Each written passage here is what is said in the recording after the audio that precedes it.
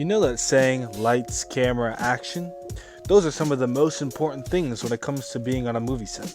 But we're here to talk about lights. When making videos, lights are crucial to making the media visually appealing. But we have to understand that there are two types of lights. There is natural light. Natural light contains sources that are not electric, sources that are just part of the normal day.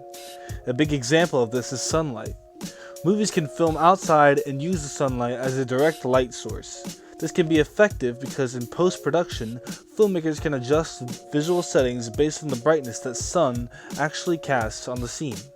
Natural light can look very visually appealing to the eye, especially if done right.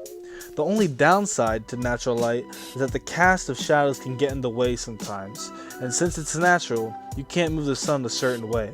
Instead, you have to position your whole production so that the sunlight is in your favor.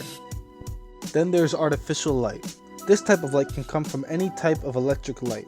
For example, lamps or chandeliers would be considered as artificial light.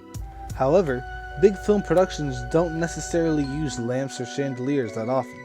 Instead, they resort to special kinds of lights that dim to the certain brightness that is according to them. This is so that they can work with green screens and other special effects. Sometimes, artificial lights are meant to be seen as natural light. It can sometimes be seamless.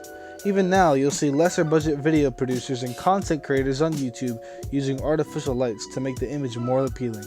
The only downside to artificial lights is that it can take a lot of time to perfectly set up how you want the light to look. And sometimes, when using special effects, the image can look more fake rather than looking more real.